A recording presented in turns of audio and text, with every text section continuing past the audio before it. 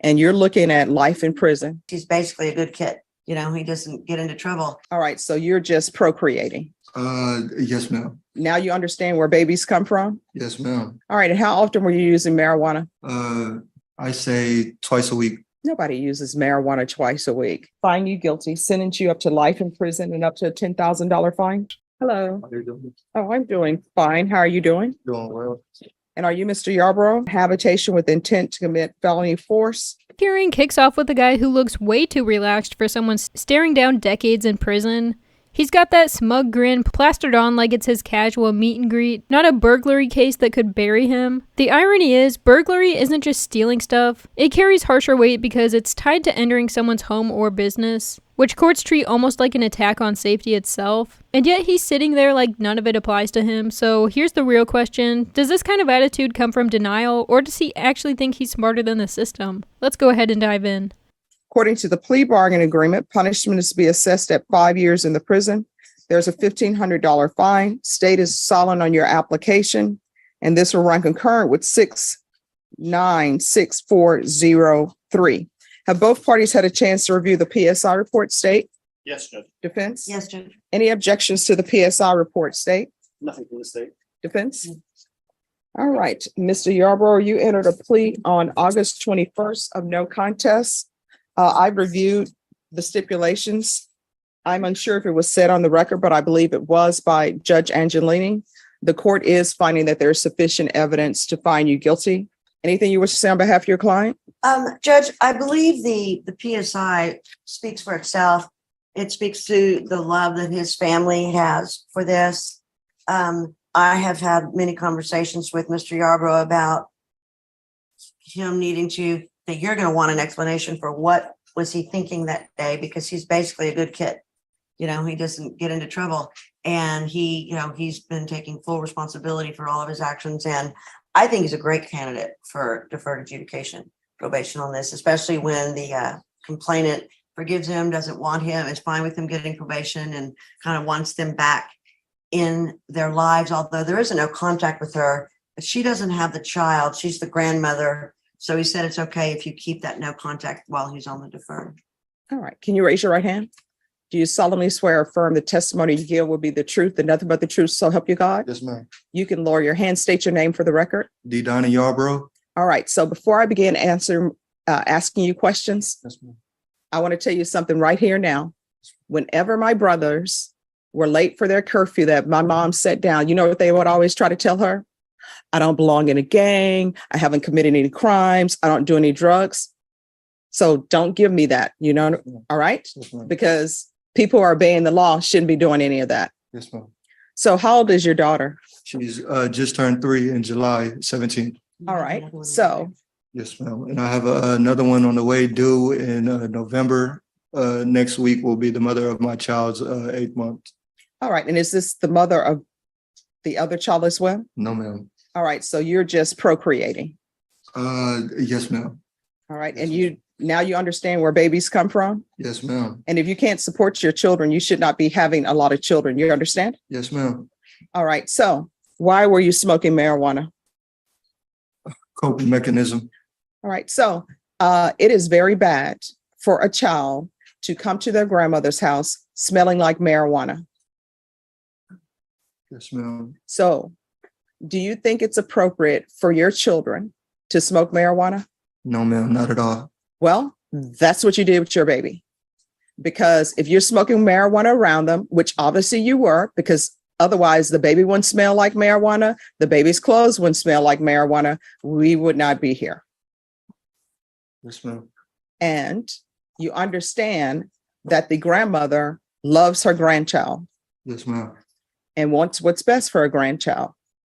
Yes, ma'am. Wouldn't do anything to hurt her grandchild. Most definitely. Yes, ma'am. You've been doing things to hurt your grandchild. To hurt your child. You understand that? Yes, ma'am. So are you diagnosed mentally with anything? ADHD, but that's all. That's no excuse. No. No, there is not. Yes, You should ma'am. not be using marijuana. And Yes, the ma'am. court is not going to allow you to use marijuana in this court while you're on probation. It is illegal in Texas to use marijuana. Yes, ma'am. if I grant your application for deferred adjudication, and if you use marijuana while you're on probation, guess what? A motion to revoke is going to be filed and you're looking at life in prison. Yes, So ma'am. it's up to you to decide whether potentially going to prison for life is worth that. You understand? Yes. So are you employed? I will be as soon as I get out. That's no problem. Have you been employed before? Yes, ma'am. Doing what? What gets me here is how he treats probation like a warm-up lap instead of the actual test. It's the court saying, prove you can stay clean, and he immediately fails. Judges don't forget moves like that because it shows the crime wasn't a slip, it's a lifestyle. And once they think you're living that way, they stop looking at second chances and start thinking long-term prison math. It's almost like he handed the prosecutor an extra argument gift wrapped in smoke. Warehouse and construction, manual labor, irrigation, road work, Amazon warehouse. All right. And how old are you? I just turned 26 in July. All right. And how far did you go in school? I have my high school diploma and I have my associates in St. Philip's College, And what? art. And what are you planning on doing with this art degree? Really want to own my own business, but it's steps to that. I still have to pick up the knowledge, but Okay. more is to So come. how does, and you know, I think art is great. One of my brothers was great in art and still is great in art, but how does you going to get your art degree translate into, I want to own my own business? Is your art going to be connected to that? Yes, ma'am. Starting cartoons, drawing magazines, trying to get it in the newspaper. So what Things like steps are you going to take to do that? Owning my own name, business logo, business account. Okay. Still learning and picking up the knowledge to do so. All right. And how often were you using marijuana? I say twice a week. Nobody uses marijuana twice a week. I get drug tested at jobs, so You figured out when you could get a negative test? yes, ma'am. Okay. And have you used anything other than marijuana? Alcohol, but that's occasionally birthdays, holidays, Thanksgiving. While you're on Christmas. probation, you're not allowed to drink alcohol. You understand? Yes, ma'am. Yes, ma'am. All right. This is what the court will do. Court will sentence you to 10 years, deferred adjudication. I'm going to request parenting classes. And you're very lucky that the grandmother didn't want you to go to prison. So we're going to do parenting classes, 200 hours of community service restitution. If he enrolls or obtains a business certificate so you can better yourself and completes the parenting classes, the community service hours will be deemed satisfied.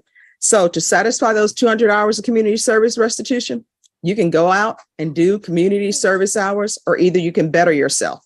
And bettering yourself would mean you take parenting classes and you get a certificate or something that shows me you're taking steps to accomplish in life what you want to accomplish. Yes, ma'am. When's the last time you used marijuana? 5 months ago. All right, so he should be clean. So when he's released, we're going to do a UA. If for some reason when he's released, it's positive for marijuana, start testing for levels. And just to let you know, he's set on the DWI tomorrow. I'm not his lawyer on that, but it's a JSAT, so he won't get out today. It'll have to wait till tomorrow. Okay. Mr. Yarborough, is there anything else you need from the court to be successful? No, ma'am. All right, good luck to you. We can go off the record from here on out. Everything you do, there are 2 questions you should ask yourself. 1, is the decision I'm about to make and what I'm about to do, could it potentially result in me going to prison for life? If the answer is yes, don't do it. If the answer is, it could, maybe it couldn't, don't do it.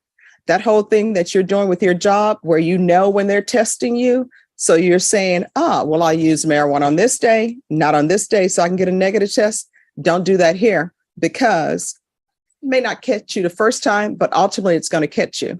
And then you know what's going to end up happening? Warrant's going to be issued for your arrest. You're either going to make bond or you're not. If you don't make bond, you're going to be at the jail. You're going to be brought over in orange. You understand? Yes, ma'am. And just as a side note, how tall are you? I'm 6'6". Okay. All right. Yes, ma'am. Thank you.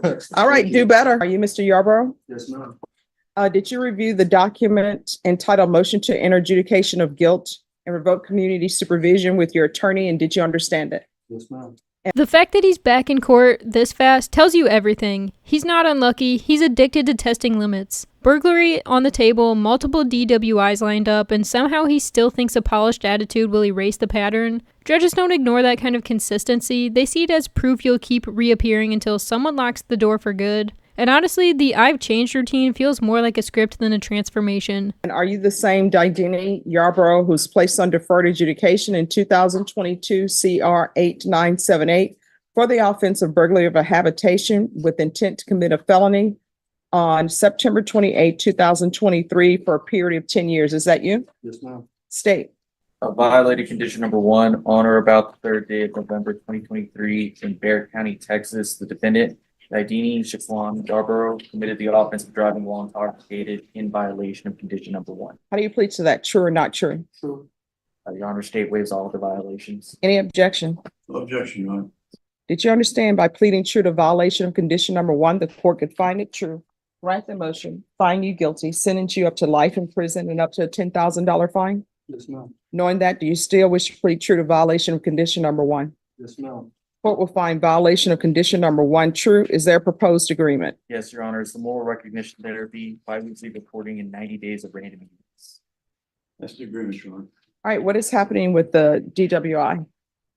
Judge, the first appearance is on the 14th of May. I have incomplete discovery in that case. I'm appointed to that case. Okay. All right, can you raise your right hand for me, please? Do you solemnly swear or affirm the testimony you give will be the truth and nothing but the truth, so help you God? Yes, ma'am. All right, you can lower your hand. State your name for the record. Didini Yarborough. All right, what have you done since you've been on probation? My business certificate, I'm now a student for SEC, San Antonio College. I have my student ID. I took my TSA, and all I have to do is sign up for classes. Okay, all right, that's good. Yes, ma'am. So here's the thing. There are other things that you need to start working on too, Yes, like ma'am. your parenting classes. Yes, ma'am. Like, I'm not, you've already pled true to the DWI, so that means that you were drinking.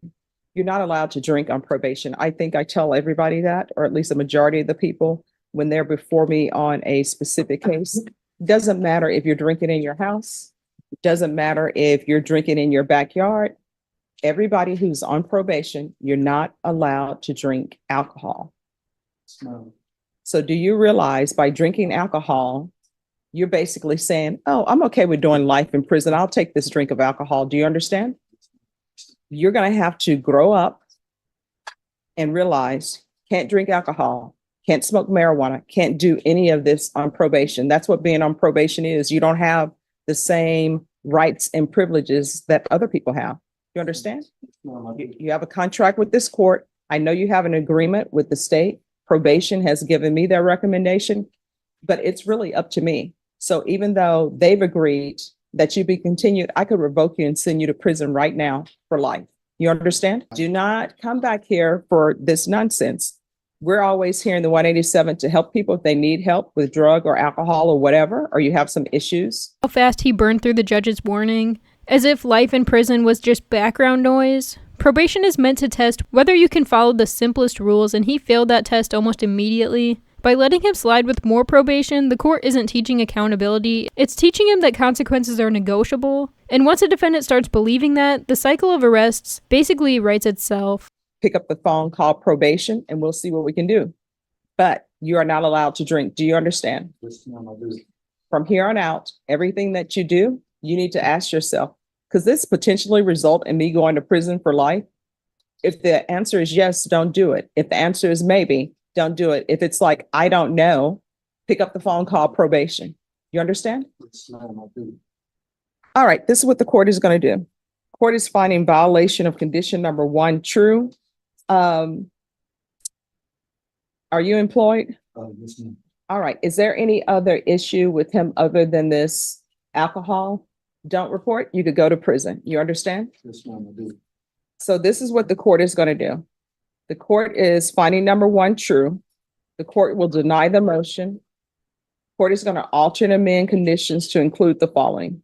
There's to be 90 sober meetings in 90 days. There's you to report to probation One time, probation is one time every 2 weeks too much for you all? All right, you're gonna report to pay probation one time every 2 weeks for 60 days. If you miss reporting, they're gonna file a motion to revoke. Do you understand? Yes, ma'am. Now, the MRT, that's to help you make better decisions. Do you need help on how to make better decisions? Yes, I'm- ma'am. All right. If you do, let me know. We'll give you something. Yes, ma'am. All right. So, and the MRT. Probation, is there anything else? Is there anything else you need from the court to be successful? All right. That's the court's ruling. We can go off the record, make better decisions. Otherwise, you may find yourself at the prison. Yes, ma'am. And when you go to prison, people will ask you, what are you here for? And you're going to say, well, I drank alcohol or I didn't report to probation. All right. Yes, ma'am. Good luck. What stood out to me is how this case shows the gap between courtroom words and courtroom action. Judges threaten life in prison to scare people straight, but when that threat isn't enforced, it just becomes noise. And the scary part is, defendants catch on fast. If all it takes is a polite tone to dodge real punishment, why would they ever change? That's not just bad for this one guy, it weakens the system for everyone else watching. So let me ask, do you think mercy keeps people on track, or does it just invite them to roll the dice again? Drop your thoughts in the comments. Thanks so much for watching, and I'll catch you in the next one.